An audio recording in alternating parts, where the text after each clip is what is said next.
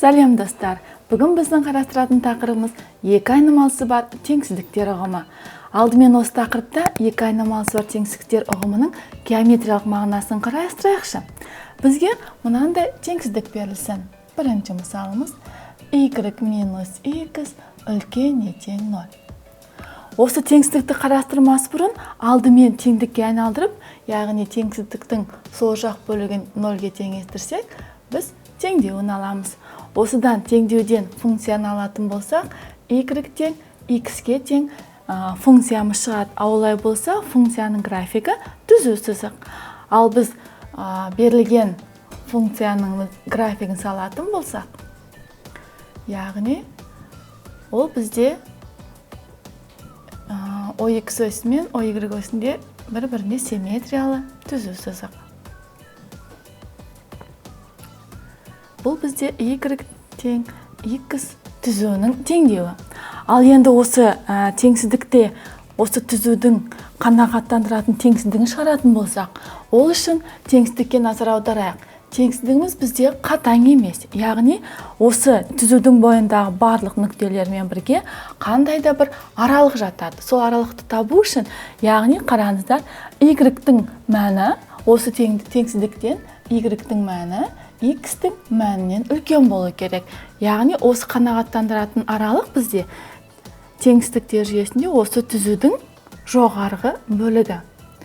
Яғни осы түзудің жоғарғы бөлігіндегі барлық нүктелер жиыны берілген теңсіздікті қанағаттандыратын аймақ болып табылады. Яғни осы қанағаттандыратын нүктелер жиын кез келген бір нүктесін алып тексерейік. Мысалға, мына бөлікте бізде А нүктесі бар.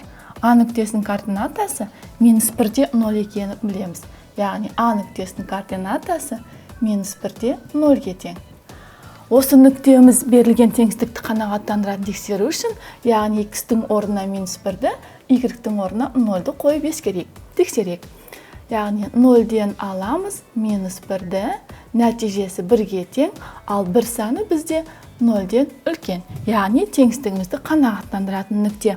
Дәл сондай нүктелер саны, яғни берілген y тең x түзуінің жоғарғы бөлігінде орналасқан барлық нүктелер жиынын айтады.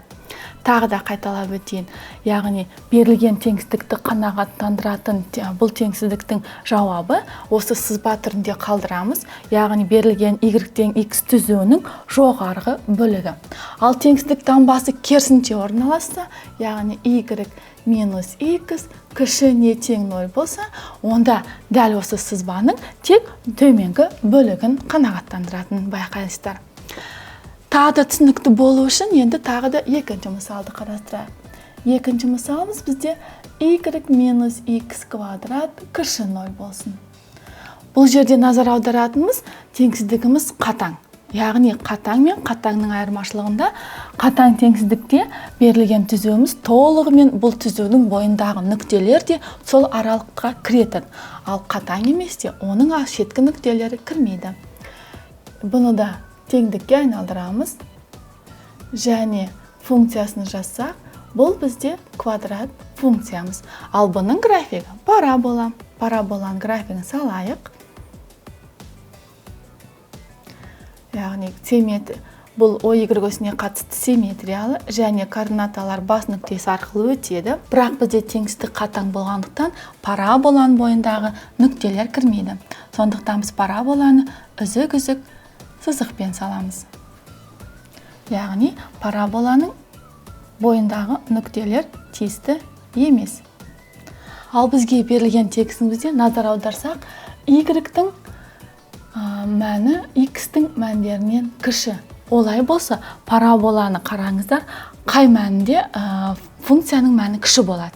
Яғни функцияның мәні OY осымен салыстырған төменгі жағында орналасқандықтан, яғни параболаның сыртқы бөлігіндегі нүктелер жиыны.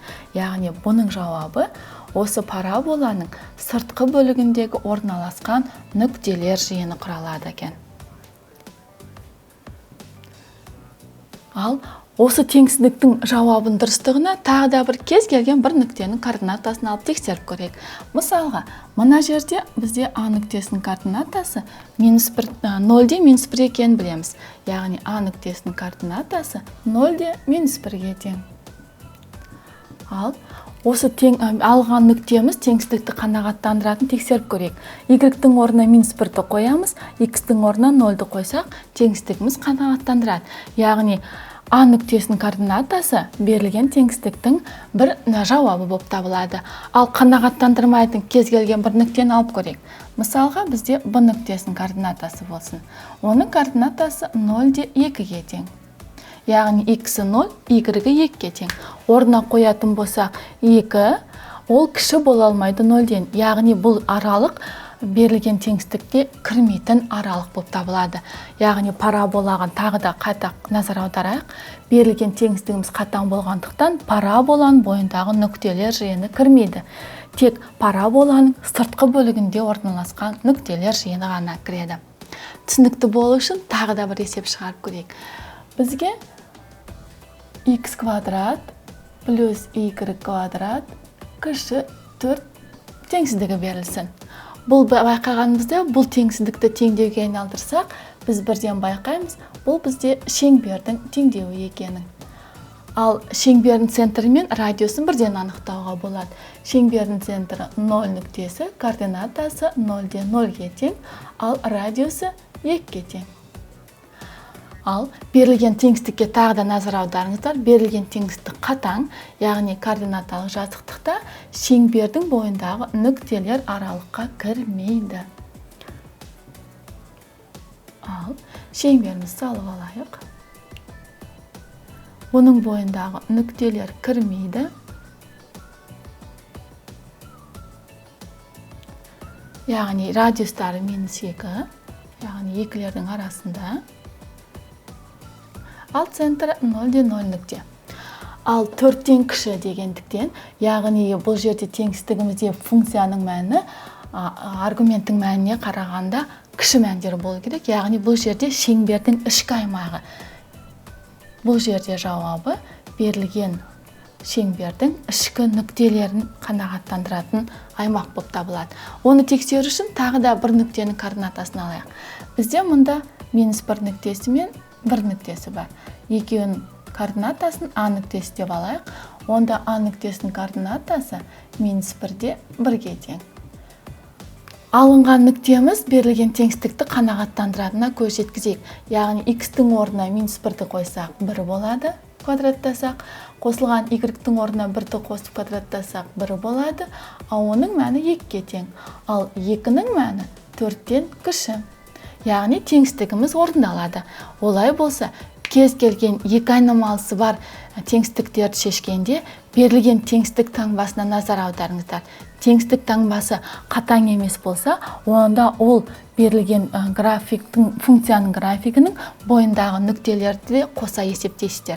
Ал қатаң емес болса, онда ол берілген функцияның графигінің шеткі нүктелері бұл аралыққа кірмейді.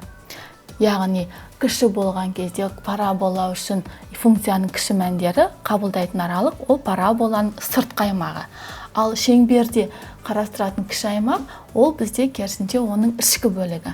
Ал теңсіздігіміз керісінше берілсе, егер x квадрат қосылған y квадрат үлкеніне тең 4 болса, онда оның қанағаттандыратын шешімі қандай болады? Суретін өздеріңіз салып ойланып көріңіздерші. Ал біз келесі сабақта осы тақырыптарға есептер шығарамыз. Ал бүгінше сау болыңдар.